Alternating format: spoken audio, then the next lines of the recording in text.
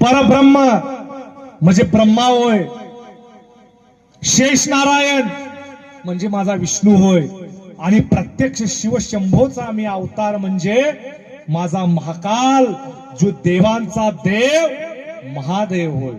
या साऱ्यांचा अंश या पृथ्वीच्या जनकल्याणासाठी, पृथ्वीचा सांभाळ करण्यासाठी, साधू संतांचं रक्षण करण्यासाठी, सनातन धर्माची पताका जगभर फडकवण्यासाठी, दीन दुबळ्यांच्या रक्षणासाठी हा महाडॉक्टर, महावैद्य, हा महादेव तुम्हासाठी या कलियुगाचं रक्षण करण्यासाठी प्रत्यक्षात आदमाप्रात राहून सर्व सृष्टीचं रक्षण करण्यासाठी या कलियुगावरती अवतार धारण केले.